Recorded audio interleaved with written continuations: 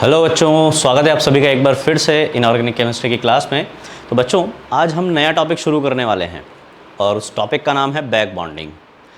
बच्चों, अब P block के कॉन्सेप्ट्स शुरू हो चुके हैं। आपका केमिकल बॉन्डिंग ख़त्म हो चुका है और पी ब्लॉक का जो कॉन्सेप्चुअल पार्ट है वो चालू हो गया है। ये पार्ट अगर समझ में आ गया तो पी ब्लॉक समझ में आ जाएगा, बस फिर उसकी थ्योरी याद करने की ज़रूरत रहेगी। अगर ये पार्ट छोड़ दिया तो फिर समझ लो कि आपका इनऑर्गेनिक केमिस्ट्री वाला पार्ट जो है वो ख़त्म, टाटा बाय बाय गया, ऐसा वाला सिस्टम हो जाएगा। ठीक है, तो ये जो कॉन्सेप्चुअल पार्ट चल रहा है इसको ध्यान से अच्छे से ज़रूर पढ़ना। तो आज हम शुरू करेंगे बैक बॉन्डिंग। बैक बॉन्डिंग जो है बच्चों, इसको समझने के लिए एक छोटा सा एक सिंपल सा एग्जाम्पल लेता हूँ मैं। एग्जाम्पल है अपना BF3। अभी तक हमने हाइब्रिडाइजेशन सीखा है, तो आप हाइब्रिडाइजेशन इसका निकाल ही लोगे, sp2 आ जाएगा और इसकी जो ज्योमेट्री आ जाएगी वो आ जाएगी ट्राइगोनल प्लेनर। ठीक है, ट्राइगोनल प्लेनर ज्योमेट्री आ गई तो BF3 अपना कुछ इस प्रकार से बनता है ना। बॉन्ड एंगल 120 डिग्री होते हैं सारे।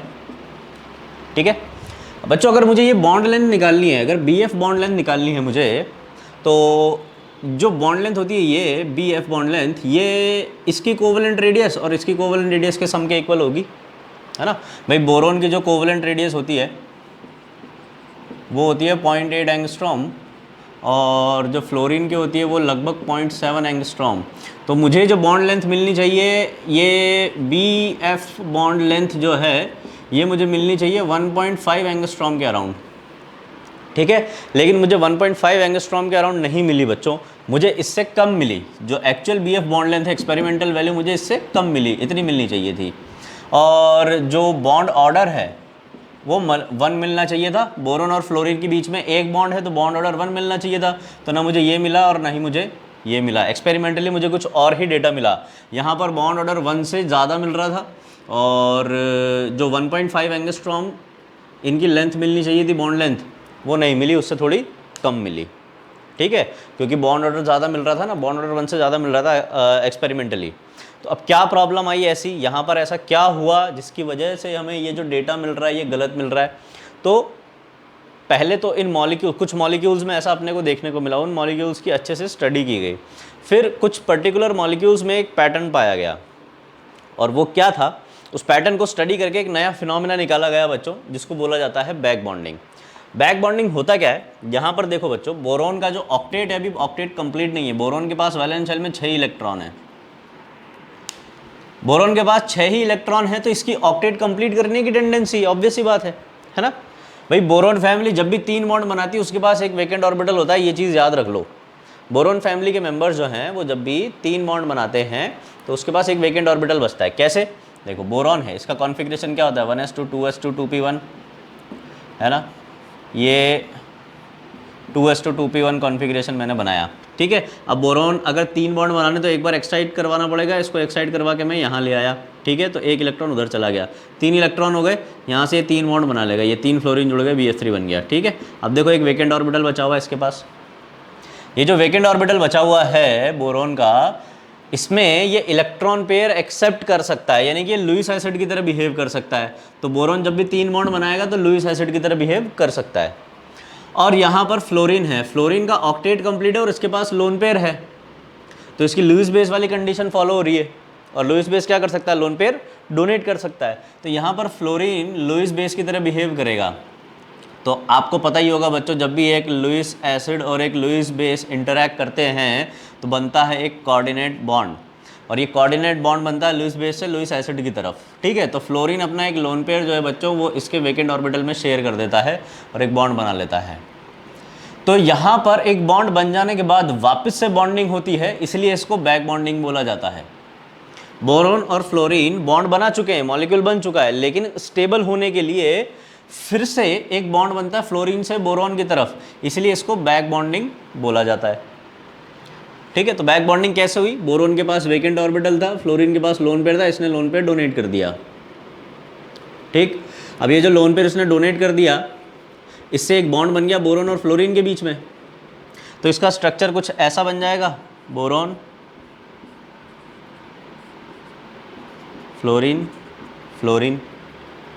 ठीक है, सिमिलरली अच्छा, आप अगर चाहो तो इस कोऑर्डिनेट बॉन्ड को आप कोवलेंट में भी कन्वर्ट कर सकते हो, है ना। इधर नेगेटिव इधर पॉजिटिव लगा देना। ये हम ऐसे भी बना सकते थे, क्योंकि ज़रूरी थोड़ी ना ये ही फ्लोरीन डोनेट करे लोन पे, ये भी कर सकता है, ये भी कर सकता है। तो इसका एक स्ट्रक्चर ये भी पॉसिबल है, और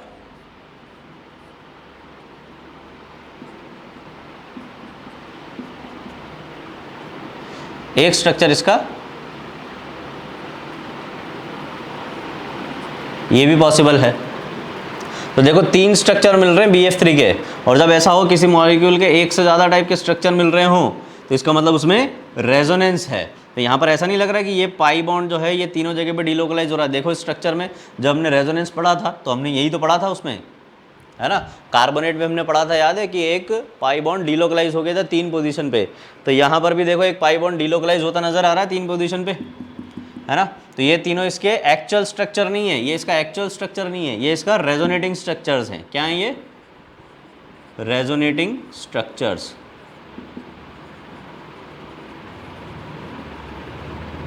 तो रेजोनेंस अगर प्रेजेंट है तो रेजोनेटिंग स्ट्रक्चर से हम एक्चुअल स्ट्रक्चर जो बनाते हैं उसको हम क्या बोलते हैं? Resonance hybrid. तो इसका रेजोनेंस हाइब्रिड कैसे बन जाएगा? ये बन जाएगा कुछ इस तरीके से, जिसमें हमने पाई बॉन्ड को ऐसे डिलोकलाइज्ड बता दिया है। ये कहलाएगा इसका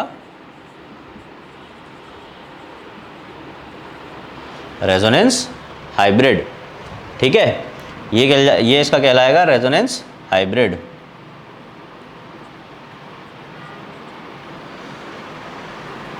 ठीक है बच्चों, तो यहां पर देखो अब रेजोनेंस हाइब्रिड हमने निकाल लिया। अब बॉन्ड ऑर्डर निकालना है। बॉन्ड ऑर्डर कैसे निकालते थे याद करो? बॉन्ड ऑर्डर हम निकालते थे 1 + π/σ, है ना। जितने पाई डिलोकलाइज हो रहे हैं डिवाइडेड बाय जितने सिग्मा पर डिलोकलाइज हो रहे हैं वो। तो ये 1 + 1/3, 1 + 1/3 क्यों? क्योंकि देखो एक पाई बॉन्ड डिलोकलाइज हो रहा है, ये वाला पाई बॉन्ड अभी यहाँ पर है, फिर यहाँ आ गया, फिर यहाँ आ गया, ठीक है। कितनी पोजीशन पे डिलोकलाइज हो रहा है? 3 पोजीशन पे। तो एक पाई बॉन्ड डिलोकलाइज हो रहा है इसलिए 1, और 3 सिग्मा पे डिलोकलाइज हो रहा है यानी कि 3 पोजीशन पे डिलोकलाइज हो रहा है यानी कि 3, ठीक है। तो ये आ जाएगा बच्चों 1.33, यानी कि बच्चों BF बॉन्ड ऑर्डर 1 नहीं है। BF बॉन्ड ऑर्डर कितना है? 1.33, यानी कि 1 से ज़्यादा है। बॉन्ड ऑर्डर 1 होता तो इतनी बॉन्ड लेंथ मिलती, अब बॉन्ड ऑर्डर 1 से ज़्यादा मिल रहा है तो बॉन्ड लेंथ उससे कम मिलेगी, क्योंकि bond length is inversely proportional to bond order. तो बच्चों 1.33 बॉन्ड ऑर्डर मिला, 1.33 बॉन्ड ऑर्डर मिला, इसीलिए बॉन्ड लेंथ अपने को 1.5 एंगस्ट्रॉम ना मिलके इससे कम मिली। तो आपसे अगर पूछा जाए BF3 मॉलिक्यूल में BF बॉन्ड ऑर्डर कितना है तो आप क्या बोलेंगे बच्चों? 1 नहीं, 1.33। This is because of back bonding, due to back bonding. तो बैक बॉन्डिंग क्या है बच्चों? बैक बॉन्डिंग है जब एक मॉलिक्यूल का फॉर्मेशन हो जाए, मॉलिक्यूल स्टेबिलिटी के लिए फिर से एक बॉन्ड फॉर्मेशन करे जिसमें एक एटम दूसरे एटम को अपना लोन पेयर शेयर करके कोऑर्डिनेट बॉन्ड बना ले, तो इसको बैक बॉन्डिंग बोला जाता है। तो बैक बॉन्डिंग की अगर मैं आपको डेफिनेशन लिखाना चाहूँ शॉर्ट में तो मैं इसको ये बोल सकता हूँ बच्चों, ये इसकी डेफिनेशन है, it is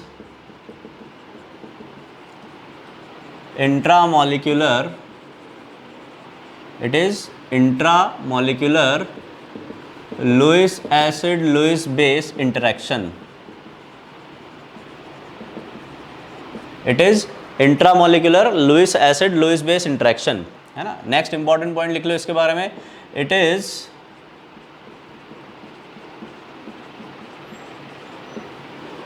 a special type of resonance.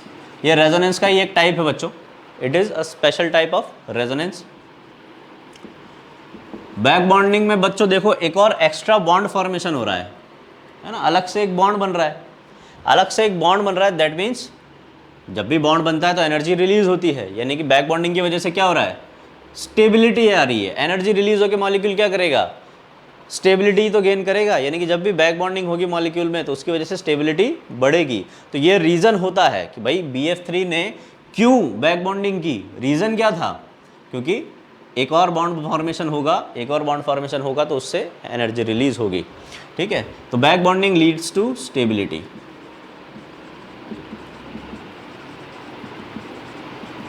Back bonding से स्टेबिलिटी आएगी।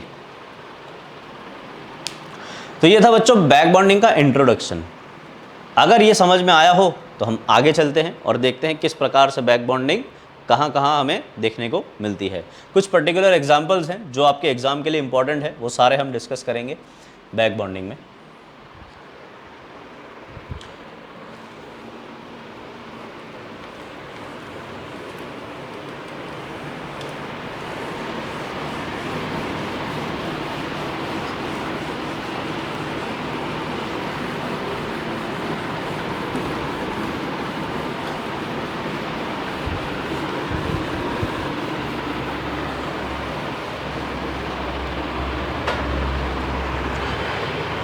अब बच्चों एक क्वेश्चन पूछा जाता है, लुईस एसिड ऑर्डर इन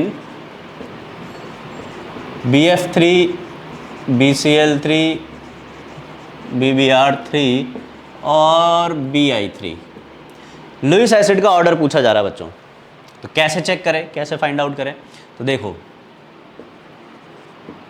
ये एग्ज़ाम में आ चुका है बच्चों और आपको हर किसी बुक में ये क्वेश्चन देखने को ज़रूर मिलेगा। तो देखो अब इसमें कैसे पता लगाएं बच्चों, BF3 में क्या हो रहा है, यहीं पर ऑर्डर बना लेते हैं अपन। BF3 में क्या हो रहा है बच्चों, अलग से स्ट्रक्चर बना के इसको समझ लिया जाए। बच्चों बोरोन का कौन सा वाला ऑर्बिटल खाली था, याद करो, अभी थोड़ी देर पहले लिखा था हमने, बोरोन का कौन सा वाला ऑर्बिटल खाली था, बोरोन का 2p ऑर्बिटल खाली था। ये जो वेकेंट ऑर्बिटल बोरोन के पास है वो 2p ऑर्बिटल है। और फ्लोरीन का लोन पेयर कौन सा ऑर्बिटल में होगा, ऑब्वियस सी बात है 2p ऑर्बिटल में ही होगा क्योंकि सेकंड पीरियड एलिमेंट है। तो इसका 2p ऑर्बिटल खाली था, इसके 2p ऑर्बिटल में लोन पेयर था। अब ये जो BF3 मॉलिक्यूल है ना, ये इसको आप ऐसे कंसीडर करो अगर, तो इसके पास है वेकेंट ऑर्बिटल और इसके पास है अपना फिल्ड ऑर्बिटल जिसमें एक लोन पेयर प्रेजेंट है। तो फ्लोरीन अपना ये लोन पेयर इसके साथ शेयर कर लेता है और बना लेता है पाई बॉन्ड। ठीक है, क्या बना लेता है, पाई बॉन्ड। इसको अपन पाई डेटिव बॉन्ड भी बोलते हैं बच्चों। पाई डेटिव बॉन्ड क्यों, क्योंकि कोऑर्डिनेट टाइप का बॉन्ड है बच्चों और कोऑर्डिनेट बॉन्ड को डेटिव बॉन्ड भी बोला जाता है। और ये कौन से टाइप का बन रहा है, पाई टाइप का बन रहा है, इसलिए इसको पाई डेटिव बॉन्ड भी हम बोल सकते हैं। तो आप ऐसा बोल सकते हो बच्चों कि जब भी बैक बॉन्डिंग होगी तो ऑलवेज एक पाई डेटिव बॉन्ड का फॉर्मेशन होगा। इसको नोट लगा के लिख लो। ये सारी जो भी बातें मैं बोल रहा हूँ बच्चों, एक एक बात बहुत ज़्यादा इंपॉर्टेंट है बैक बॉन्डिंग के लिए। In back bonding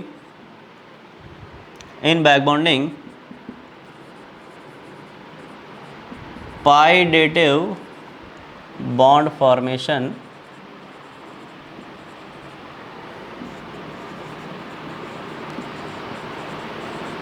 takes place. जब भी बैक बॉन्डिंग होगी तो पाई डेटिव बॉन्ड का फॉर्मेशन होगा। ठीक है, तो यहाँ पर देखो बोरॉन और फ्लोरीन यहाँ पर कौन सी ओवरलैपिंग कर रहे हैं, पाई बॉन्ड जो बना रहे हैं कौन सी ओवरलैपिंग कर रहे हैं, इसका 2p ऑर्बिटल और इसका भी बच्चों 2p ऑर्बिटल, यानी कि ये 2p पाई बॉन्ड है। क्या है ये, 2p पाई बॉन्ड है, 2p पाई। अब इस जगह अगर मैं Cl लगा देता तो Cl क्योंकि थर्ड पीरियड का एलिमेंट है, इसका लोन पेयर कौन से ऑर्बिटल में होता, इसके 3p ऑर्बिटल में होता और इसका लोन पेयर इसके 2p ऑर्बिटल में होता। तो यहाँ पर ओवरलैपिंग होती 2p पाई 3p पाई, यानी कि BCl3 में 2p पाई 3p पाई ओवरलैपिंग है।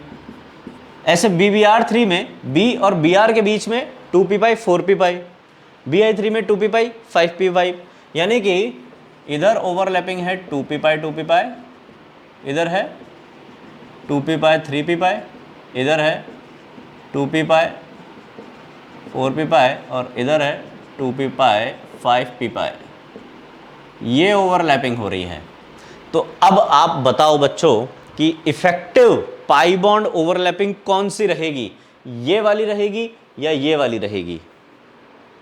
क्योंकि इसमें ऑर्बिटल का साइज बड़ा है, 5p ऑर्बिटल तो बहुत बड़ा होगा और ऑर्बिटल का साइज बढ़ता है तो बॉन्ड स्ट्रेंथ कम हो जाती है। क्यों? क्योंकि साइज बढ़ने पर बॉन्ड लेंथ बढ़ती है, बॉन्ड लेंथ बढ़ती है तो बॉन्ड वीक होता है। तो बच्चों छोटे ऑर्बिटल्स हैं तो ज़्यादा बेटर ओवरलैपिंग करेंगे। यानी कि आपसे बच्चों एक्सटेंट ऑफ बैक बॉन्डिंग का ऑर्डर पूछा जाए तो ये ऑर्डर रहेगा अपना एक्सटेंट ऑफ बैक बॉन्डिंग का, यानी कि ज़्यादा अच्छी बैक बॉन्डिंग कौन कर रहा है? BF3 कर रहा है। और बहुत पुअर बैक बॉन्डिंग कौन कर रहा है? Bi3 कर रहा है। ठीक है, BF3 में बहुत अच्छी बैक बॉन्डिंग है, यानी कि बोरोन का जो वेकेंट ऑर्बिटल है वो, अब बोरोन के पास एक ही वेकेंट ऑर्बिटल है जिसमें उसने बैक बॉन्डिंग कर ली, अगर बैक बॉन्डिंग कर ली अगर, तो ये वेकेंट ऑर्बिटल जो है वो फिल हो गया, है ना। अब इन तीनों फ्लोरीन ने अपना लोन पेयर दे देकर इसको फिल कर दिया। ठीक है, तो जितनी अच्छी बैक बॉन्डिंग होगी उतना जल्दी, उतना ज़्यादा ये ऑर्बिटल फिल्ड मिलने की टेंडेंसी रहेगी। बैक बॉन्डिंग की वजह से ये फिल हुआ था, तो जितनी ज़्यादा बैक बॉन्डिंग होगी उतना ज़्यादा वो ऑर्बिटल अपने को फिल्ड कंडीशन में मिलेगा। और अगर बैक बॉन्डिंग पुअर होगी तो अब उस ऑर्बिटल के फील्ड मिलने की कंडीशन, उसकी प्रोबेबिलिटी कम होती जाएगी। तो जहाँ जहाँ बैक बॉन्डिंग ज़्यादा है वहाँ पर इस ऑर्बिटल के फील्ड मिलने की टेंडेंसी ज़्यादा है। तो इसका अगर ऑर्बिटल फील्ड है तो अब ये लुईस एसिड की तरह बिहेव करेगा, तो एक्सेप्ट कहाँ करेगा? ऑर्बिटल बैक बॉन्डिंग से फिल हो गया, तो अब लुईस एसिड की तरह कैसे बिहेव करेगा? लुईस एसिड की तरह बिहेव करने के लिए लोन पेयर को एक्सेप्ट करना पड़ता है। तो इस मॉलिक्यूल में बैक बॉन्डिंग हो गई, उस वजह से इसका वेकेंट ऑर्बिटल फिल हो गया। फिल हो जाने की वजह से अब ये एक बहुत ही वीक लुईस एसिड की तरह बिहेव करेगा, इसकी लुईस एसिड की तरह बिहेव करने की टेंडेंसी कम हो जाएगी।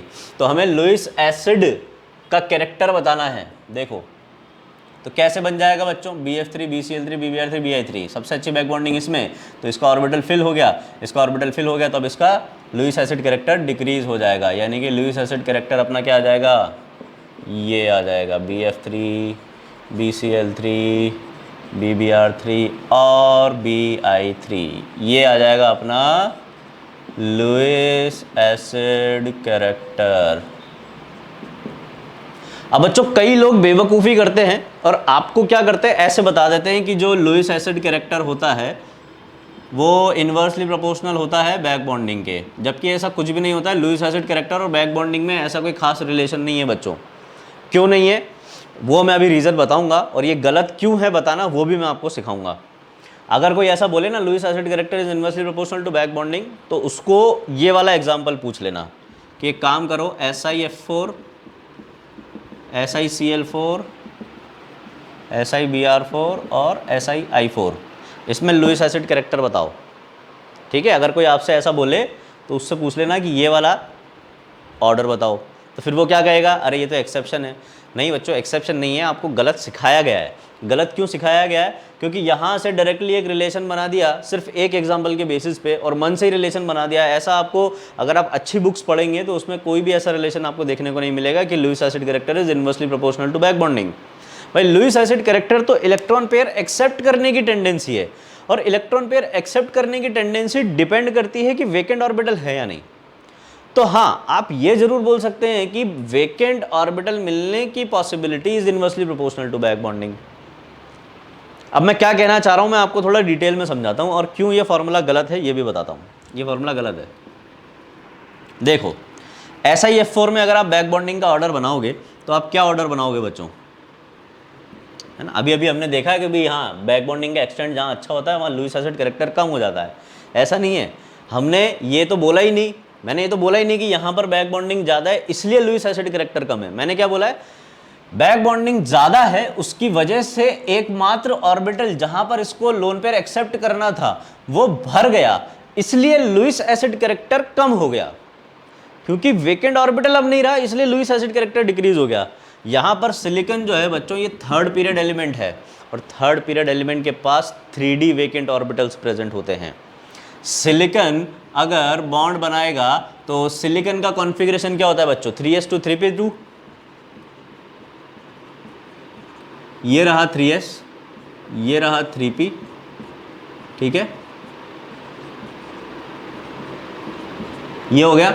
अब एक बॉन्ड, 4 बॉन्ड बनाने, तो एक बार और एक्साइट करवा देते हैं इसको, एक्साइट करवा दिया, यहाँ पे ये 4 बॉन्ड बना लिए। ठीक है, तो SiF4 बनाना है तो 1 2 3 4, ये 4 फ्लोरीन जुड़ गए, ये SiF4 बन गया।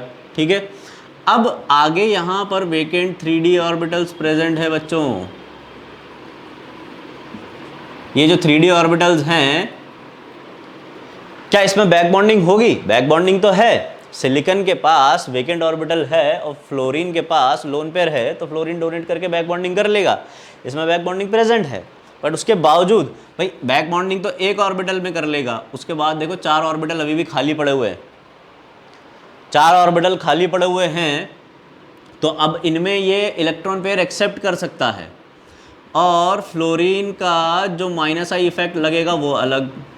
भाई फ्लोरीन बैक बॉन्डिंग करता है तो माइनस आई इफेक्ट भी तो लगाता है, माइनस आई इफेक्ट की वजह से क्या होगा, पॉजिटिव चार्ज क्रिएट होगा ना सिलिकॉन पे, तो सिलिकॉन पे पॉजिटिव चार्ज क्रिएट होगा, क्रिएट यहाँ भी हो रहा था, लेकिन ऑर्बिटल ही नहीं है एक्सेप्ट करने के लिए, तो कहाँ से एक्सेप्ट करेगा, पर यहाँ पर पॉजिटिव चार्ज क्रिएट हो रहा है फ्लोरीन के माइनस आई इफेक्ट की वजह से, उसकी वजह से सिलिकॉन लोन पेयर को अट्रैक्ट करेगा बहुत ज़्यादा, और उसके पास तो 4 वेकेंट ऑर्बिटल हैं बैक बॉन्डिंग हो जाने के बाद भी, तो अब सबसे ज़्यादा लुईस एसिड कैरेक्टर SiF4 ही शो करेगा, हमारा ऑर्डर ये आएगा। ठीक है, यहाँ पर बैक बॉन्डिंग का कोई लेना देना नहीं है लुईस एसिड कैरेक्टर से, क्योंकि इसके पास कई सारे वेकेंट ऑर्बिटल्स प्रेजेंट हैं। ठीक है, तो आपसे बच्चों अगर बोरॉन के हैलाइड्स में पूछा जाए तो आप क्या ऑर्डर बताएंगे, डिक्रीजिंग ऑर्डर बताएंगे डाउन द ग्रुप, सिलिकॉन में इंक्रीजिंग ऑर्डर बताएंगे down the group Lewis acid character का, और यहाँ पर लुईस एसिड कैरेक्टर का ऑर्डर पूछा जाए तो यहाँ पर आप डिक्रीजिंग ऑर्डर बताएंगे। ठीक है, यहाँ पर बैक बॉन्डिंग का एक्सटेंट तो वही है जो यहाँ पर था, बैक बॉन्डिंग का एक्सटेंट जो यहाँ पर था वही है, लेकिन लुईस एसिड कैरेक्टर जो यहाँ मिला था उसका जस्ट उल्टा है यहाँ पे। ठीक है, तो ये एक इंपॉर्टेंट एग्जांपल है बच्चों। तो चलिए अब कंडीशन की बात कर लेते हैं कि कंडीशन क्या होती है, हमको कब बैक बॉन्डिंग देखने को मिलेगी, कब नहीं मिलेगी, कौन से मॉलिक्यूल में बैक बॉन्डिंग होगी, हमें कैसे पता चलेगा। ठीक है, तो बच्चों कुछ आसान सी कंडीशंस है वो याद रखना आप। ठीक है, पहली कंडीशन तो मैं आपको लिखा ही चुका हूँ कि एक पाई डेटिव बॉन्ड फॉर्मेशन होता है। ये कंडीशन कैसे है, कंडीशन ये है बच्चों कि ये इंट्रामॉलिक्यूलर इंटरेक्शन होना चाहिए, ऐसा नहीं कि एक मॉलिक्यूल अलग से आया एक मॉलिक्यूल अलग से आया, दो एटम अलग अलग आए और उन्होंने आपस में बॉन्ड बना लिया। एक ही मॉलिक्यूल के अंदर होती है हमेशा बैक बॉन्डिंग, यानी कि it is a intramolecular interaction.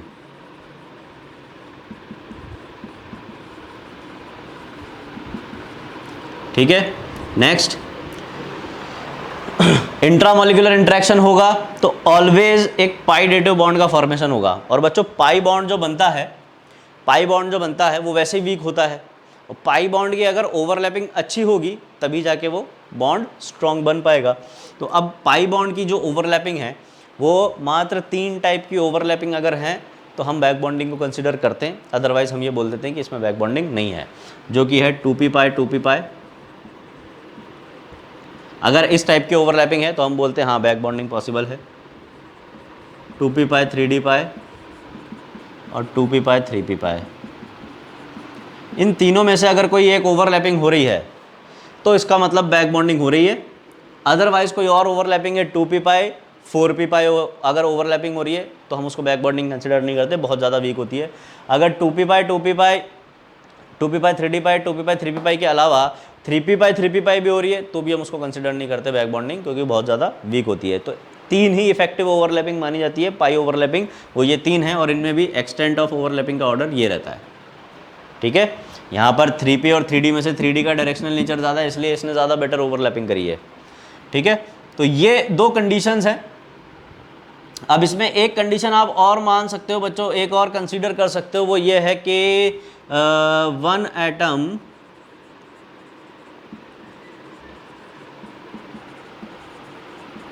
Must belong to second period, एक एटम सेकेंड पीरियड का जरूर होना चाहिए। ठीक है, अब वो ये वाली कंडीशन इसी में फॉलो हो जाती है। देखो यहाँ पर तीनों में 2p नज़र आ रहा है, और 2p तभी होगा ना जब एक एटम अपना सेकंड पीरियड को बिलोंग करेगा, तभी तो 2p वाला ऑर्बिटल उसका ओवरलैपिंग में जाएगा। बट इसको अलग से भी याद रख लो तो भी कोई टेंशन नहीं है। तो ये कंडीशन है बच्चों। तो चलिए अब अपन चेक कर लेते हैं बच्चों कौन से मॉलिक्यूल्स में बैक बॉन्डिंग पॉसिबल है, कौन से में नहीं है, और किस में कुछ एक्सेप्शनल केसेस हैं, वो सारे हम डिस्कस करेंगे। चलिए इसको हटाते हैं, फटाफट से लिख लीजिए आप लोग।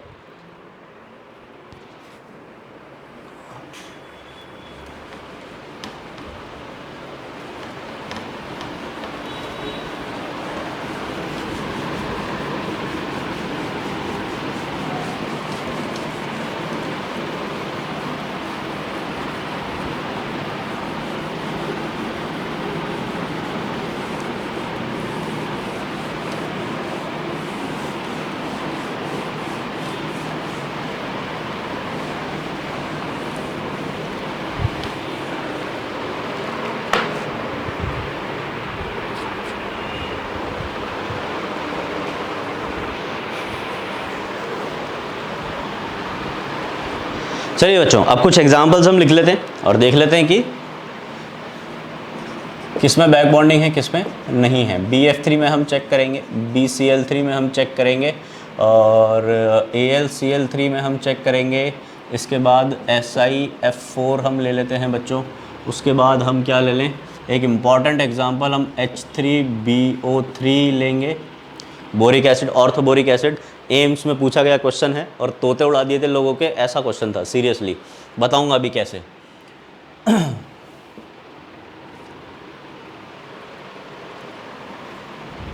H2O में हम चेक करेंगे, NH3 में हम चेक करेंगे। चलिए पहले इन एग्जांपल्स को हम डिस्कस कर लेते हैं, फिर उसके बाद हम बाकी के चलो वो लिख ही लेते हैं बच्चों। NF3 NCH3 whole thrice and SiH3 whole thrice SiH3 whole thrice. चलिए बच्चों, BF3 में तो अभी अभी हमने देखा है कि बोरॉन और फ्लोरीन के बीच में बैक बॉन्डिंग होती है। पर अभी आप क्या करो, अभी जो हमने 3 कंडीशंस देखी हैं आप उनको अप्लाई करते हुए फिर आंसर निकालो, है ना। उनको कैसे अप्लाई करना है, सबसे पहले तो इंट्रामोलिकुलर होना चाहिए interaction, intramolecular Lewis acid Lewis base interaction होना चाहिए। तो एक मॉलिक्यूल है, एक मॉलिक्यूल के अंदर ही हम चेक कर रहे हैं, है ना। इसके लिए एक एग्जांपल और हम ले लेते हैं, BF3 प्लस NH3, ये वाला एग्जांपल हम ले लेते हैं। अब देखो यहाँ पर बच्चों, BF3 में बोरॉन और फ्लोरीन के बीच में बैक बॉन्डिंग होगी और दोनों में से कोई एक सेकंड पीरियड का एलिमेंट ज़रूर होना चाहिए। दोनों में से कोई एक सेकंड पीरियड का एलिमेंट ज़रूर है, दोनों ही सेकंड पीरियड के एलिमेंट्स है, दोनों ही सेकंड पीरियड एलिमेंट्स है। तो दूसरी कंडीशन भी फॉलो हो रही है, तीसरी कंडीशन भी फॉलो हो रही है। दूसरी क्या है, 2p पाई 2p पाई 2p पाई 3d पाई या 2p पाई 3p पाई, इन तीनों में से कोई एक ओवरलैपिंग होनी चाहिए। तो यहाँ पर बोरोन का 2p और फ्लोरीन का 2p, ये दो पार्टिसिपेट करते हैं, तो 2p पाई ओवरलैपिंग है, तो फ्लोरीन कोऑर्डिनेट बॉन्ड बना सकता है। दैट मीन्स यहाँ पर बैक बॉन्डिंग पॉसिबल है। तो यहाँ पर BB प्रेजेंट है, BB बोले तो बैक बॉन्डिंग, ठीक है। और आपको तो पता ही है बैक बॉन्डिंग स्टेबिलिटी लाती है, और अगर BB आ जाए तो स्टेबिलिटी तो आ ही जाती है। मुझे तो इसका एक्सपीरियंस नहीं है, आप लोगों को अगर हो तो बताना मुझे, ठीक है। तो BF3 बच्चों बैक बॉन्डिंग इसमें प्रेजेंट है। BCl3 की अगर हम बात करें तो क्या BCl3 में बैक बॉन्डिंग है? BCl3 में पहली कंडीशन इंट्रामोलिकुलर इंटरेक्शन होना चाहिए, हाँ एक ही मॉलिक्यूल है उसी में हम चेक कर रहे हैं। दूसरी कंडीशन 2p पाई 2p पाई 2p पाई 3d पाई या 2p पाई 3p पाई। बोरोन का 2p पार्टिसिपेट करेगा और क्लोरीन क्योंकि थर्ड पीरियड एलिमेंट है इसका 3p पार्टिसिपेट करेगा, तो 2p पाई 3p पाई ओवरलैपिंग हो जाएगी, ठीक है। और चौथी क्या है, दोनों में से कोई एक सेकंड पीरियड एलिमेंट होना चाहिए, बोरोन सेकंड पीरियड एलिमेंट है, बैक बॉन्डिंग प्रेजेंट है, ठीक है।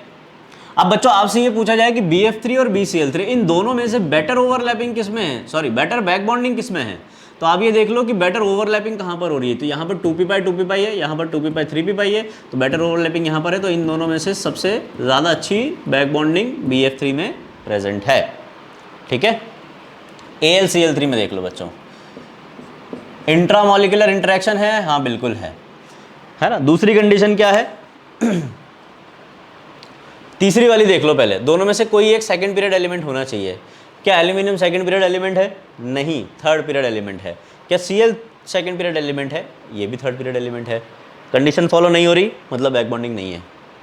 दोनों में से कोई एक सेकंड पीरियड एलिमेंट जरूर होना चाहिए, तो दोनों ही थर्ड पीरियड एलिमेंट है, तो AlCl3 में तो वैसे ही बैक बॉन्डिंग नहीं होगी। अगर ये कोशिश भी करेंगे तो इसका 3p पार्टिसिपेट करेगा, इसका 3p पार्टिसिपेट करेगा बच्चों, 3p पाई ओवरलैपिंग रहेगी। और ओवरलैपिंग हम कौन सी कंसिडर करते हैं, 2p पाई 2p पाई 2p पाई 3d पाई और 2p पाई 3p पाई। यहाँ पर हो रही है 3p pi 3p pi, not possible. SiF4 की बात करते हैं, सिलिकन, अभी अभी हमने देखा था सिलिकन का 3d ऑर्बिटल खाली पड़ा हुआ था जिसमें फ्लोरीन ने अपना लोन पेयर शेयर कर दिया था। तो 2p और 3d एक एलिमेंट सेकंड पीरियड का, यानी कि बैक बॉन्डिंग पॉसिबल है, 2p पाई 3d पाई। SiF4 में बैक बॉन्डिंग है, AlCl3 में नहीं है। H3BO3 बच्चों बहुत ज़्यादा इंपॉर्टेंट एग्जाम्पल है, ध्यान से समझना।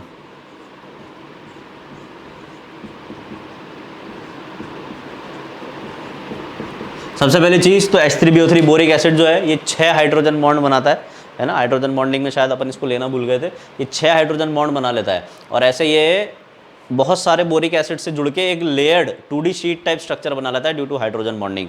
उसकी वजह से ये स्लिपरी नेचर रखता है क्योंकि इसकी जो शीट्स हैं उन शीट्स के बीच में weak van der Waals forces होते हैं, तो वो शीट्स जो हैं एक दूसरे पे स्लाइड करती हैं, स्लिप होती हैं, इसलिए ये स्लिपरी नेचर का होता है। और कैरम पाउडर में इसका यूज़ किया जाता है। जो आप कैरम पाउडर लेकर आओगे याद करो वो भी बोरिक नाम से आता है।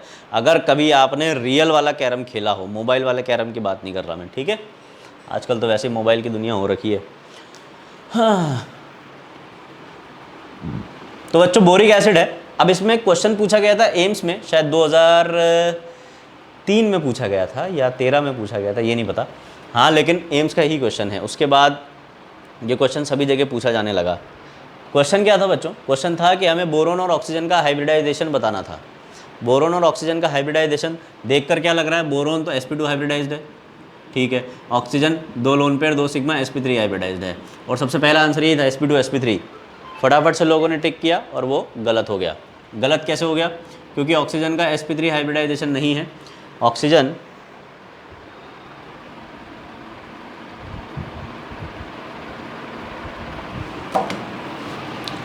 यहाँ पर sp2 हाइब्रिडाइज्ड है बच्चों, sp3 नहीं, sp2 हाइब्रिडाइज्ड है। sp2 हाइब्रिडाइजेशन कैसे है? sp2 हाइब्रिडाइजेशन इसलिए है क्योंकि यहाँ पर ऑक्सीजन का एक लोन पेयर बैक बॉन्डिंग में चला गया बोरोन के पास। अब एक लोन पेयर अगर बैक बॉन्डिंग में चला गया तो वो तो पाई बॉन्ड बन गया, और हाइब्रिडाइजेशन में हम पाई बॉन्ड को इंक्लूड नहीं करते। तो पाई बॉन्ड में चला गया तो एक लोन पेयर कम हो गया, तो अब एक लोन पेयर और 2 सिग्मा और एक पाई बॉन्ड काउंट होगा। पाई को तो हम काउंट करते ही नहीं हाइब्रिडाइजेशन में। तो बच्चों 2 sigma 1 lone pair sp2 hybridisation. तो यहाँ पे बोरोन और ऑक्सीजन दोनों का हाइब्रिडाइजेशन क्या है? sp2। इंपॉर्टेंट है, याद रखना। H2O में चेक करें बैक बॉन्डिंग है या नहीं। चलिए चेक करते हैं।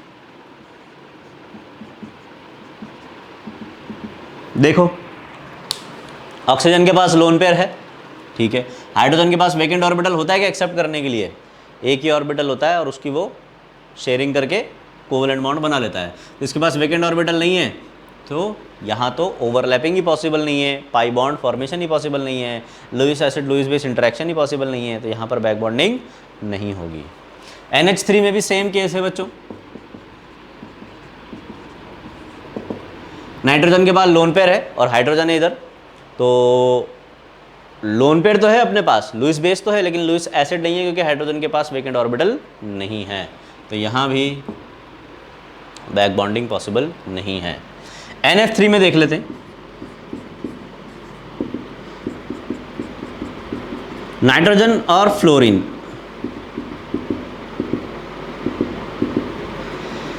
इन तीनों के पास लोन पेयर है और नाइट्रोजन के पास भी लोन पेयर है, लेकिन वेकेंट ऑर्बिटल किसी के पास नहीं है।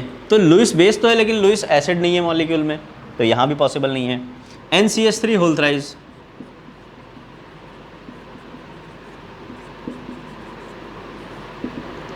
नाइट्रोजन के पास लोन पेयर है और कार्बन ने 4 बॉन्ड बना लिए हैं। कार्बन जब 4 बॉन्ड बना लेता है तो इसके पास कोई वेकेंट ऑर्बिटल नहीं बचता है, तो वेकेंट ऑर्बिटल की अवेलेबिलिटी यहाँ पर नहीं है, तो NCH3 में भी बैक बॉन्डिंग नहीं है। NSiH3 होल थ्राइस में देखो, nitrogen silicon silicon silicon, 3 hydrogen से जुड़ा हुआ है सिलिकन, तो उसको एक को हमने थोड़ा फैला के बना लिया है।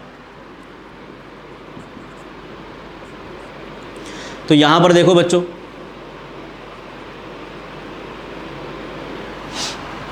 नाइट्रोजन के पास लोन पेयर है।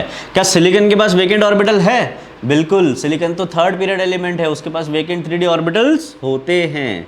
वेकेंट 3D ऑर्बिटल्स हैं तो उसमें नाइट्रोजन अपना लोन पेयर देकर बैक बॉन्डिंग कर सकता है, यानी कि यहाँ पर बैक बॉन्डिंग पॉसिबल है। अभी हम ये नहीं बोल रहे कि है ही सही, पॉसिबल है।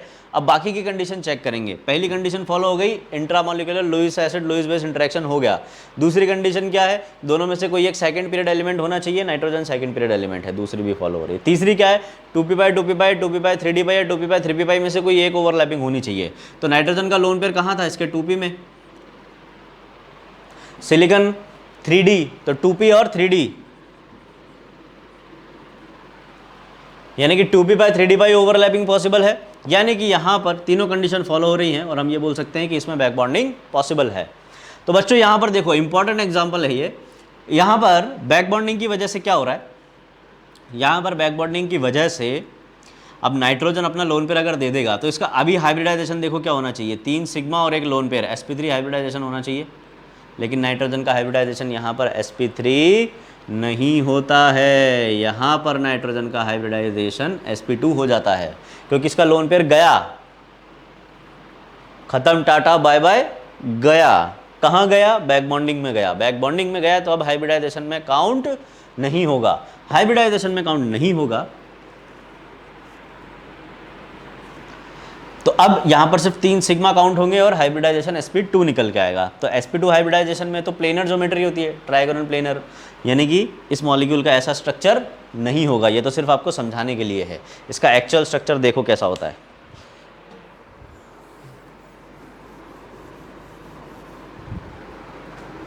इसका एक्चुअल स्ट्रक्चर होता है बच्चों ऐसा, नाइट्रोजन sp2 हाइब्रिडाइजेशन के साथ ट्राइगोनल प्लेनर ज्योमेट्री में होता है।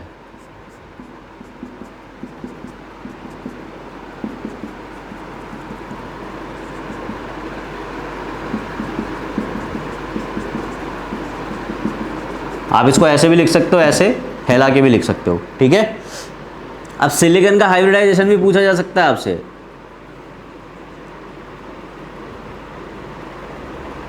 बॉन्ड ऑर्डर यहाँ पर 1.33 आ जाएगा, ठीक है, 1 से ज़्यादा है बॉन्ड ऑर्डर। नाइट्रोजन का लोन पेयर गया बैक बॉन्डिंग में तो sp2 हाइब्रिडाइजेशन हो गया। सिलिकॉन का हाइब्रिडाइजेशन पूछा जा सकता है बच्चों, ये तो sp3 ही रहेगा, क्योंकि देखो 1 2 3 4 सिग्मा बॉन्ड है, ठीक है।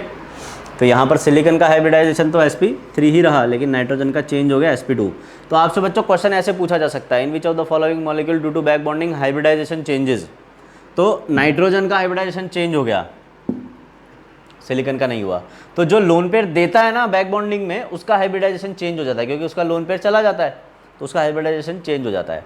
अब आपसे यहाँ पर एक और तरीके से क्वेश्चन पूछा जा सकता है कि in which of the following molecule bond angle changes due to back bonding. तो बच्चों यहाँ पर देखो नाइट्रोजन ने अपना लोन पेयर डोनेट कर दिया तो उसका हाइब्रिडाइजेशन चेंज हो गया sp3 से sp2, तो बॉन्ड एंगल चेंज हो गया। 109 डिग्री 28 मिनट होना चाहिए था sp3 के अकॉर्डिंग, यहाँ पर क्या मिलेगा आपको 120 डिग्री बॉन्ड एंगल मिलेगा। ऐसा क्यों हुआ? ड्यू टू बैक बॉन्डिंग, क्योंकि लोन पेयर बैक बॉन्डिंग में चला गया। जबकि BF3 में भी बैक बॉन्डिंग हुई थी, बाकी मॉलिक्यूल्स में भी बैक बॉन्डिंग हम देख रहे हैं, पर उनमें हाइब्रिडाइजेशन में चेंज अभी तक हमें देखने को नहीं मिला। क्यों? क्योंकि सेंट्रल एटम एक्सेप्ट कर रहा था। हाइब्रिडाइजेशन हम निकालते हैं सेंट्रल एटम के लिए और सेंट्रल एटम अभी एक्सेप्ट कर रहा है, तो जब तक एक्सेप्ट करता है तब तक तो कोई दिक्कत नहीं है। लेकिन अगर सेंट्रल एटम डोनेट कर दे तब उसका लोन पेयर चला जाता है और हाइब्रिडाइजेशन में से एक लोन पेयर कम हो जाएगा तो हाइब्रिडाइजेशन चेंज हो जाएगा, क्योंकि sigma plus lone pair count करके हम हाइब्रिडाइजेशन निकालते हैं। तो बच्चों यहाँ पर एक सिंपल सी चीज़ याद रख लो नोट लगा के, when central atom donates lone pair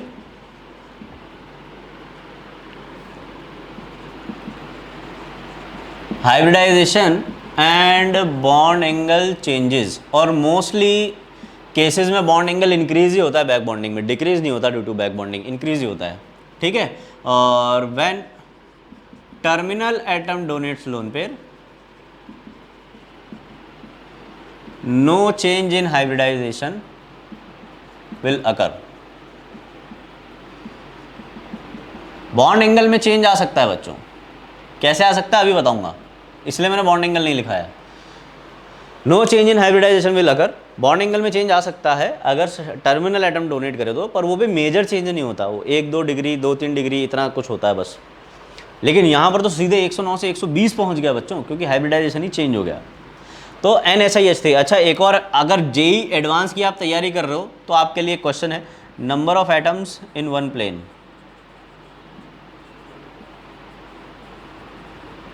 है ना, इसको ऐसे लिख लो, मैक्सिमम नंबर ऑफ एटम कितने हैं इसमें एक प्लेन में। तो अगर इसका आंसर मैं आपको बताऊं तो इसका आंसर होता है बच्चों 1 2 3 4 5 6 7, है ना। अभी आंसर कैसे आया ये आप ट्राई करो, आंसर मैंने बता दिया आपको, इसका आंसर 7 है। आप ट्राई करके देखो, आप निकाल के देखो कि 7 कैसे आएगा। अगर आ जाता है तो कमेंट सेक्शन में बताओ, और अगर नहीं आता है तो भी बताओ, मैं आपको एक्सप्लेन कर दूंगा कि कैसे इसमें हमने नंबर ऑफ एटम्स निकाले एक प्लेन में। ठीक है, नेक्स्ट मॉलिक्यूल की हम बात कर रहे हैं बच्चों, PSiH3 होल थ्राइस। इसमें देखो फॉस्फोरस के पास लोन पेयर है और SiH3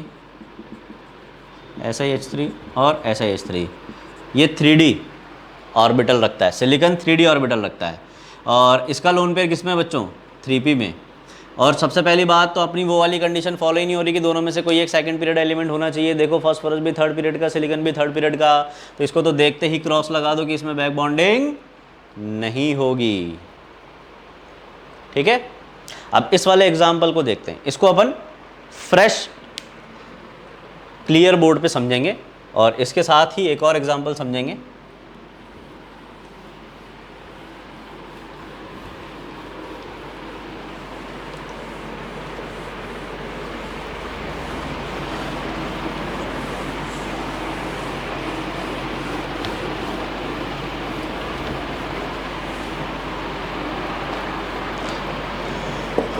बच्चों BF3 और NH3, तो ये अगर रिएक्ट करते तो एक एडक्ट बनता है जिसको हम लिखते हैं BF3.NH3, इसको बोला जाता है बच्चों एडक्ट।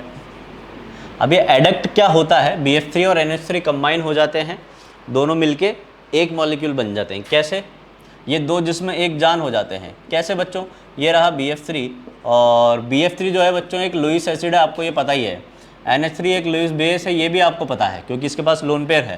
तो जब भी एक लुईस एसिड लुईस बेस टकराते हैं तो बनता है कोऑर्डिनेट बॉन्ड, तो ये बन गया यहाँ पर एक कोऑर्डिनेट बॉन्ड। तो सबसे पहली चीज़ तो ये पूछा जाता है कि इस एडक्ट में बैक बॉन्डिंग है क्या। तो मैंने आपको सबसे पहली कंडीशन क्या बताई कि इंट्रामॉलिक्यूलर फिनोमिना है ये। यहाँ पर देखो दो अलग अलग मॉलिक्यूल कंबाइन हो रहे हैं बच्चों, तब जाके एक कोऑर्डिनेट बॉन्ड बन रहा है। इंट्रामॉलिक्यूलर नहीं, ये तो इंटरमॉलिक्यूलर फिनोमिना हो गया, इसलिए अब ये बैक बॉन्डिंग कंसिडर नहीं की जाएगी। और उससे भी ज़्यादा आसान, हमने क्या देखा था, बैक बॉन्डिंग में हमेशा पाई डेटिव बॉन्ड बनता है। डेटिव बॉन्ड तो बन रहा है लेकिन पाई नहीं बन रहा है, ये तो सिग्मा बॉन्ड है, पहला बॉन्ड बन रहा है इन दोनों के बीच में, और पहला बॉन्ड तो हमेशा सिग्मा बॉन्ड बनता है। ये सिग्मा बॉन्ड है, सिग्मा बॉन्ड बनेगा तो पाई डेटिव नहीं बना, मतलब बैक बॉन्डिंग नहीं है, यानी कि इस एडक्ट में बैक बॉन्डिंग नहीं है। ठीक है, अब आपसे क्वेश्चन कैसे पूछे जाएंगे, आपसे क्वेश्चन पूछे जाएंगे कि इस रिएक्शन में प्रोडक्ट जो बना तो हाइब्रिडाइजेशन में क्या चेंज आया, बॉन्ड एंगल में क्या चेंज आया, ये सब चीज़ें बतानी होंगी। बॉन्ड लेंथ में भी चेंज पूछा जा सकता है आपसे। तो देखो कैसे पूछा जाएगा, सबसे पहले तो हाइब्रिडाइजेशन पूछा जाएगा कि हाइब्रिडाइजेशन चेंज हुआ कि नहीं हुआ किसी का। तो यहाँ पर बोरॉन का हाइब्रिडाइजेशन क्या था, sp2, नाइट्रोजन का क्या था, sp3। क्या किसी का कुछ चेंज होता नजर आ रहा है? देखो नाइट्रोजन तो अभी भी sp3 है, 1 सिग्मा 2 सिग्मा 3 सिग्मा 4 सिग्मा, ये तो अभी भी sp3 है, इसको तो कोई फर्क नहीं पड़ा क्योंकि पहले लोन पेयर था, अब वो सिग्मा में कन्वर्ट हो गया, तो सिग्मा तो काउंट होता है हाइब्रिडाइजेशन में। लेकिन बोरॉन क्योंकि यहाँ पर पहले सिर्फ 3 सिग्मा बना रहा था तो sp2 हाइब्रिडाइजेशन था, अब वो 1 सिग्मा 2 सिग्मा 3 और ये 4 सिग्मा बॉन्ड बना रहा है, तो अब इसका हाइब्रिडाइजेशन चेंज होके sp3 हो गया। तो बोरॉन का हाइब्रिडाइजेशन इसमें चेंज हो गया sp2 से sp3। नाइट्रोजन का हाइब्रिडाइजेशन चेंज नहीं हुआ, sp3 से sp3 ही रहा। क्या बॉन्ड एंगल में चेंज आएगा? बिल्कुल आएगा। बोरोन का sp2 था तो 120 डिग्री था, अब sp3 हो गया तो ये bf बॉन्ड एंगल डिक्रीज होके 109 डिग्री के आसपास बन जाएंगे। यानी कि क्या बॉन्ड एंगल डिक्रीज होगा, fbf बॉन्ड एंगल डिक्रीज होगा। हाँ भाई, इसमें 120 था, इसमें 109 के आसपास आ जाएगा तो बॉन्ड एंगल डिक्रीज हो जाएगा। क्या बॉन्ड लेंथ इंक्रीज होगी या बॉन्ड लेंथ डिक्रीज होगी? क्या कोई चेंज बॉन्ड लेंथ में मिलेगा bf बॉन्ड लेंथ में? तो बच्चों यहाँ पर देखो बैक बॉन्डिंग प्रेजेंट है bf3 में, है ना। BF3 मॉलिक्यूल में तो बैक बॉन्डिंग होती है ना। बॉन्ड ऑर्डर कितना था? 1.33, उसकी वजह से बॉन्ड लेंथ अपने को कम मिलेगी यहाँ पे। अब यहाँ पर बोरोन के वेकेंट ऑर्बिटल में नाइट्रोजन ने अपना लोन पेयर डाल दिया, तो अब फ्लोरीन के पास बैक बॉन्डिंग करने के लिए, बोरोन के पास बैक बॉन्डिंग करने के लिए अब वेकेंट ऑर्बिटल नहीं बचा, ये तो फिल हो गया है ना। ये वेकेंट ऑर्बिटल था जिसमें फ्लोरीन बैक बॉन्डिंग कर रहा था, उसमें नाइट्रोजन ने अपना लोन पेयर देकर उसको फिल कर दिया। अब अगर इसको फिल कर दिया तो फ्लोरीन के पास अब लोन पेयर तो है बट बोरोन के पास वेकेंट ऑर्बिटल ही नहीं है एक्सेप्ट करने के लिए। इसका मतलब अब ये बैक बॉन्डिंग नहीं कर पाएगा। तो बैक बॉन्डिंग अब खत्म हो गई, ज़रूरत ही नहीं है बोरोन को बैक बॉन्डिंग की, क्योंकि नाइट्रोजन से इलेक्ट्रॉन मिल गया, उसका ऑक्टेट कंप्लीट हो गया। तो अब यहाँ पर बच्चों BF3 में बैक बॉन्डिंग नहीं रही, तो BF बॉन्ड ऑर्डर जो है वो फिर से 1 हो गया, बॉन्ड ऑर्डर 1 बन गया। तो अब बॉन्ड लेंथ इंक्रीज हो जाएगी यहाँ पर। तो यहाँ पर जो बॉन्ड लेंथ थी BF3 की, BF बॉन्ड लेंथ जो थी अब वो यहाँ पर इंक्रीज हो जाती है। तो आपसे अगर पूछा जाए कि यहाँ और यहाँ इन दोनों में से BF बॉन्ड लेंथ कहाँ पर ज़्यादा है, तो आप क्या बोलेंगे, इस एडक्ट में BF बॉन्ड लेंथ ज़्यादा है ना। इंपॉर्टेंट क्वेश्चन, ठीक है। अब देखो एक एग्जांपल और लेते हैं अपन PF3 का। मैंने आपको बोला था कि सेंट्रल एटम अगर लोन पेयर दे तो हाइब्रिडाइजेशन और बॉन्ड एंगल दोनों चेंज होते हैं, लेकिन टर्मिनल एटम दे तो हाइब्रिडाइजेशन चेंज नहीं होता, लेकिन बॉन्ड एंगल चेंज हो सकता है। यहाँ पर PF3 मॉलिक्यूल में क्या बैक बॉन्डिंग है, चेक कर लेते हैं। एक सेकंड पीरियड एलिमेंट है, एक कंडीशन तो फॉलो हो गई। फास्फोरस थर्ड पीरियड एलिमेंट है, उसके पास लोन पेयर भी है और 3D वेकेंट ऑर्बिटल्स भी हैं, और फ्लोरीन के पास तो लोन पेयर है ही,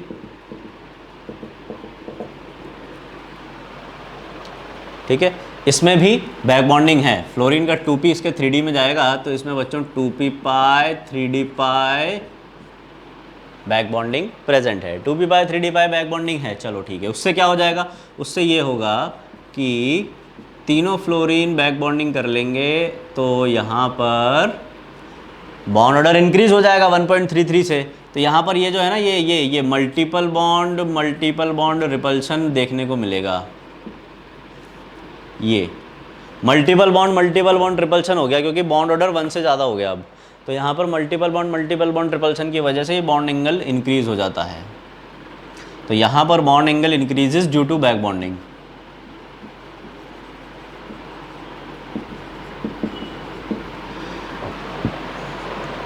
ठीक है, bond angle increases due to back bonding. एक एग्जांपल और लो, CH3OH और SiH3OH, इसमें से बेटर एसिड कौन है ये बताना है, इसमें से बेटर एसिड कौन है ये बताना है। और कार्बीन्स में बैक बॉन्डिंग की भी हम स्टडी कर लेते हैं।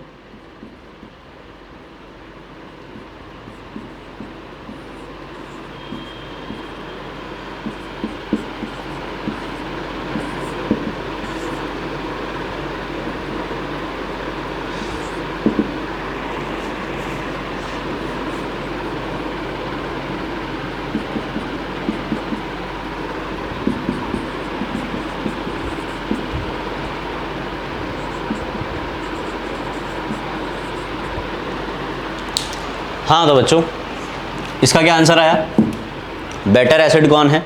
देखो कैसे पता लगाते हैं भाई, अगर ये H+ दे देगा तो ये क्या बन जाएगा, CH3O नेगेटिव, और ये अगर H+ दे देगा तो ये बन जाएगा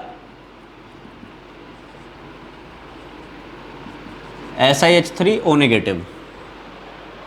अब देखो इन दोनों में से कॉन्जुगेट बेस जिसका ज़्यादा स्टेबल होगा वो ज़्यादा बेटर एसिड होगा।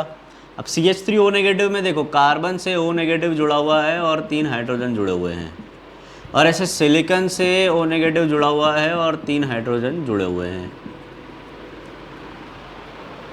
इधर ऑक्सीजन के पास लोन पेयर है देने को, पर कार्बन के पास वेकेंट ऑर्बिटल नहीं है, वरना बैक बॉन्डिंग हो जाती। तो यहाँ पर सिलिकॉन के पास वेकेंट 3D ऑर्बिटल्स हैं, ऑक्सीजन के पास 3 लोन पेयर है, ऑक्सीजन बैक बॉन्डिंग कर लेता है, और बैक बॉन्डिंग कर लेता है तो आप सभी को पता है कि BB आने पर स्टेबिलिटी आ जाती है। तो यानी कि SiH3OH की BB आ चुकी है, यानी कि इसके पास स्टेबिलिटी आ चुकी है, ये स्टेबल हो चुका है। स्टेबल हो गया है तो कॉन्जुगेट बेस किसका स्टेबल है, SiH3O नेगेटिव ज़्यादा स्टेबल है, इसका कॉन्जुगेट बेस ज़्यादा स्टेबल है, यानी कि ये ज़्यादा बेटर एसिड होगा, ये ज़्यादा बेटर एसिड होगा। अब देखो बच्चों कार्बीन्स की अगर हम बात करें तो आपने ऑर्गेनिक में कार्बीन्स पढ़ी होंगी। कार्बीन्स क्या होती है, ये रिएक्शन इंटरमीडिएट्स होते हैं, आप ऑर्गेनिक में पढ़ोगे इनको अगर नहीं पढ़ा है तो, और अगर पढ़ लिया तो बहुत अच्छी बात है। ये 2 टाइप की होती है, सिंगलेट और ट्रिपलेट। सिंगलेट में कार्बन अपनी ग्राउंड स्टेट में होता है, ये इलेक्ट्रॉन को एक्साइट नहीं करवाता है, क्योंकि इसको 2 ही बॉन्ड बनाने होते हैं और 2 बॉन्ड कार्बन अपनी ग्राउंड स्टेट में बना सकता है। तो उस केस में कार्बन के पास एक वेकेंट ऑर्बिटल बचता है। कैसे, कार्बन का कॉन्फ़िगरेशन होता है 1s2 2s2 2p2। तो देखो अभी ग्राउंड स्टेट में है, ये इसका कॉन्फ़िगरेशन है। दो अगर फ्लोरीन से कंबाइन होना है तो ये ग्राउंड स्टेट में भी हो सकता है, और यही काम ये एक्साइटेड स्टेट में भी कर सकता है। इसको एक्साइटेड स्टेट में अगर मैं बना दूं तो एक इलेक्ट्रॉन को यहाँ से यहाँ एक्साइट कर दूंगा, यहाँ, है ना, तो ये ऐसा बन जाएगा। अब यहाँ पर ये दो फ्लोरीन से कंबाइन हुआ तो CF2 बना, ये कहलाता है बच्चों सिंगलेट। और यहाँ पर ये कहलाता है ट्रिपलेट।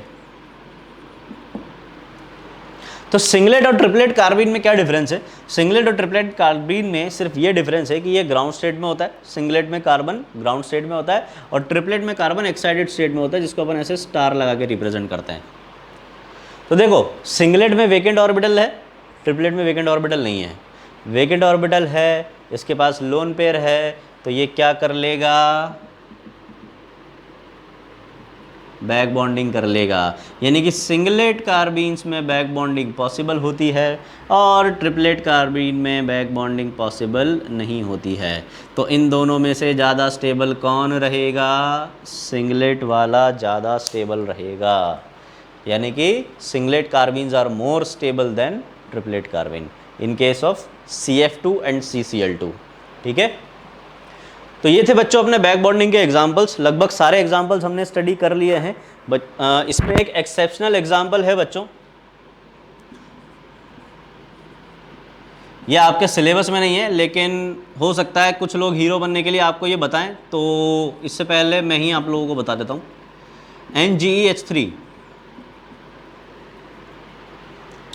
NGEH3 whole thrice. यहाँ पर देखो नाइट्रोजन का 2p ऑर्बिटल पार्टिसिपेट कर रहा है और इसका 4p, यानी कि यहाँ पर ओवरलैपिंग कौन सी हो रही है? 2p पाई 4p पाई। जबकि हमने क्या बोला था? 2p पाई 2p पाई 2p पाई 3p पाई या 2p पाई 3d पाई, उन तीनों के अलावा कोई ओवरलैपिंग कंसिडर नहीं करेंगे। लेकिन इस पर्टिकुलर केस में बैक बॉन्डिंग कंसिडर की जाती है, क्योंकि मिलता है अपने को ऐसा प्लेनर। अब ये प्लेनर तभी हो सकता है जब ये नाइट्रोजन बैक बॉन्डिंग कर रहा हो। ठीक है, एक और इम्पॉर्टेंट एग्जाम्पल देखो, NCl3। ये एक्सेप्शनल एग्जाम्पल्स हैं बच्चों। NCl3 में नाइट्रोजन के पास लोन पेयर है, क्लोरीन के पास वेकेंट 3d ऑर्बिटल्स हैं, तो इसको बैक बॉन्डिंग करना चाहिए। लेकिन NCl3 में कोई बैक बॉन्डिंग नहीं पाई जाती है बच्चों, है ना। अब लोग इसको बोल देते हैं कि एक्सेप्शन है, छोड़ दो। एक्सेप्शन बच्चों, उसका रीज़न क्या है कि ये अलग बिहेवियर क्यों शो कर रहा है? ये अलग बिहेवियर इसलिए शो कर रहा है क्योंकि क्लोरीन के 3 लोन पेयर जो हैं इस नाइट्रोजन के लोन पेयर को रिपेल कर रहे हैं। नाइट्रोजन जो लोन पेयर क्लोरीन के वेकेंट 3d में डालेगा तो ये 3 जो लोन पेयर हैं ये उसको रिपेल करेंगे, ये उसको डोनेट नहीं होने देते। इसलिए NCl3 में बैक बॉन्डिंग नहीं पाई जाती है। लेकिन लोग मानते नहीं हैं, लोग मानते नहीं हैं। तो ऐसे एक साइंटिस्ट थे जो नहीं मान रहे थे, नहीं माने तो फिर एक आँख, आधा चेहरा, 2 उंगलियाँ, ये सब गंवानी पड़ी, तब जाके समझ में आया कि हाँ NCl3 में बैक बॉन्डिंग नहीं होती है ना। एक साइंटिस्ट थे ड्यूलोंग पेटिट, उन्होंने NCl3 मॉलिक्यूल पर बहुत स्टडी की थी, और एक्चुअली में उन्होंने ही बच्चों हमें बताया था कि NCl3 में बैक बॉन्डिंग नहीं होती है, क्योंकि अगर NCl3 में बैक बॉन्डिंग होती तो ये स्टेबल होता और एक्सप्लोजिव नहीं होता उतना। NCl3, NBr3, Ni3 ये तीनों बहुत ज़्यादा एक्सप्लोजिव होते हैं। नाइट्रोजन का सिर्फ एक ही हैलाइड स्टेबल होता है, NF3। NCl3 बहुत ज़्यादा एक्सप्लोजिव होने की वजह से जैसे ही उन्होंने NCl3 बनाया, ब्लास्ट हुआ तो आधी लैब गई, आधा चेहरा गया, एक आँख गई, 2 उंगलियाँ गई, मतलब धमाका बहुत तगड़ा हुआ था बच्चों। तो इसलिए ज़्यादा छेड़छाड़ नहीं करनी चाहिए, इनऑर्गेनिक से मस्ती नहीं। तो बैक बॉन्डिंग बच्चों NCl3 में नहीं होती है, ये आप याद रखेंगे। ठीक है, इसके जैसा एक और एग्जांपल है OCl2। OCl2 में भी सेम केस है बच्चों, ऑक्सीजन लोन पेयर देता है और क्लोरीन के लोन पेयर इसको रिपेल करते हैं। तो यहाँ पर ऑक्सीजन बैक बॉन्डिंग तो करना चाह रहा है पर Cl इसको करने नहीं देता है। तो इसमें भी बच्चों बैक बॉन्डिंग जो है वो बहुत वीक बताया जाता है, एक्सटेंट, वेरी वीक एक्सटेंट, है ना। बहुत वीक एक्सटेंट की बैक बॉन्डिंग होती है, मतलब ऑलमोस्ट नेग्लिजिबल बैक बॉन्डिंग होती है इसमें भी, है ना। लेकिन आपको पूछा जाए कि होती है नहीं होती है, तो आप आंसर ज़रूर लगाएंगे कि हाँ होती है, क्योंकि इसमें अपने को बॉन्ड एंगल इंक्रीज्ड मिलता है इनके स्टेरिक रिपल्सन की वजह से। तो अपन ये जवाब नहीं दे सकते कि ये स्टेरिक रिपल्सन की वजह से या बैक बॉन्डिंग की वजह से है, तो इसलिए हम इसमें कंसिडर कर लेते हैं कि हाँ इसमें बैक बॉन्डिंग है। तो ये था बच्चों अपना बैक बॉन्डिंग। इसी तरीके से अगला टॉपिक अपना रहेगा ब्रिज बॉन्डिंग, उसमें भी ऐसे ही कुछ इंटरेस्टिंग स्ट्रक्चर्स आएंगे और वो भी एक इंटरेस्टिंग टॉपिक है, उसमें हम नंबर ऑफ एटम्स वगैरह ये सब निकालना सीखेंगे एक प्लेन में। ठीक है, तो चलिए मिलते हैं अगले लेक्चर में, तब तक के लिए पढ़ते रहिए केमिस्ट्री। Thank you.